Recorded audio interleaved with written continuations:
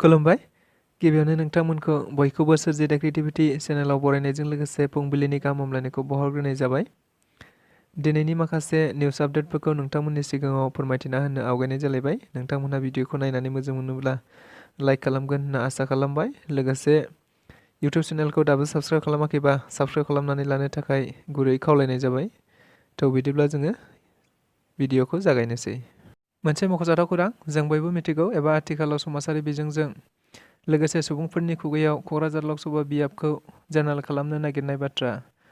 बयबो गावबा गावनि बुंथिफोरखौ बुंथिलायबाय थानायावनो मैया दुलाराय बर' फरायसा आफादनि आफादगिरि दिपेन बर' बिथाङा खौरांगिरिफोरनि सिगाङाव बुंदों दि दुलाराय बर' फरायसा आफादा क'क्राझार लकसभा बियाबखौ माब्लाबाबो एसटि रिजार्भनिफ्राय जेनेरेल एबा डि रिजार्भ खालामनायखौ गनायना लानो हाया आरो जुदि बेबायदियै थारैनो खालामारोब्ला बेनि थाखाय गासै बर' रायजो राजाखौनो लाना सुबुंखान्थियारि सोमावसारनाय जागोन।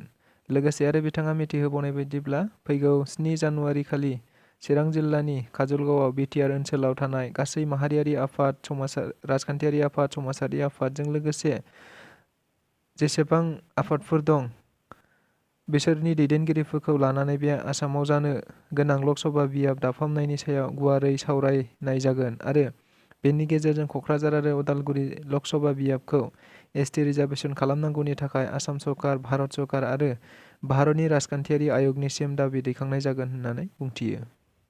मोनसे जोबोद गोनांथार खौराङा जादों बिटिआर सरकारा दिनै बर' माहारिनि जोहोलाव-जोहोलावजोफोर जाय बिथांमोना मोनसे समाव हाथियारनि गेजेरजों बर' हारिनि थामोनथानि थाखाय सोमावसारग्रा बारग' NDFB बिथांमोन जाय बारग' NDFB बिथांमोनहा दाबो आसामनि बायजोआव बायदि केसआव रेजिस्टार जानानै थानायफोरनि केसखौ फोजोबनांगौनि थांखिजों मोनसे खावलायनाय जादों। बेनिखायनो जायफोरहा आसामनि बायजोआव केस दं बिथांमोनहा थाबैनो बिटिआर सरकारा फोसावना होनाय 7086677107 नाम्बाराव गाव गावनि केस नंजों लोगोसे गासै डिटेल्सखौ WhatsAppनि गेजेरजों दैथायहरनो थाखाय गुरै खावलायनाय जादों।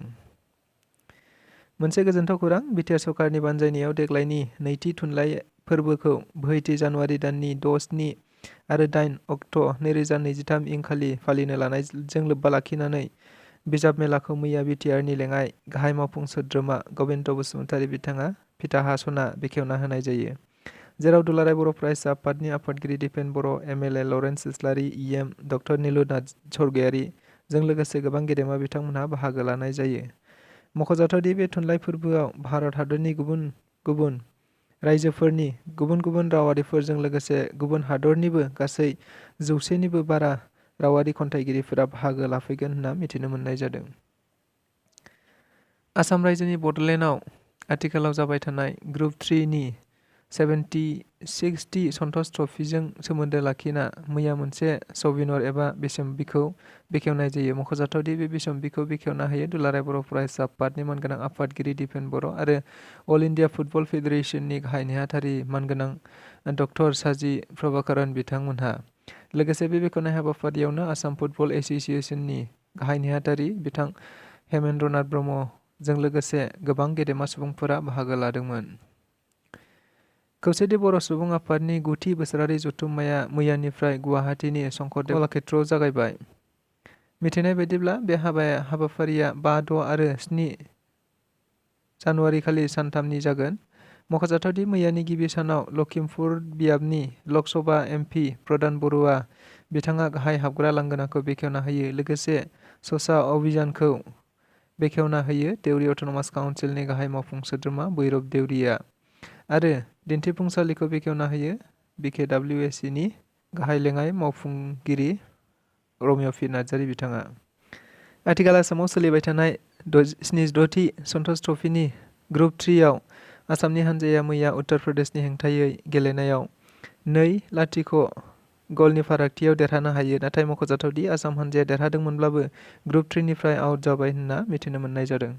आथिखालाव कभिडनि गुबुन मोनसे रोखोम BF7नि साग्लोबनाया बारायबाय थानायाव गोबां सुबुंफोरनि जिउ गोमानो गोनां जादों।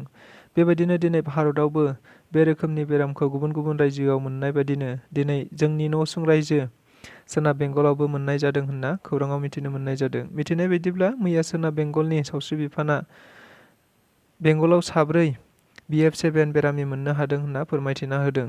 लोगोसे बे साब्रै बेरामिखौ गाहाम देहायैनो दं होननानै बुंदोंब्लाबो बिथांमोनखौ गावसिनि आवथायाव लादों होननानै मिथिहोनाय जादों।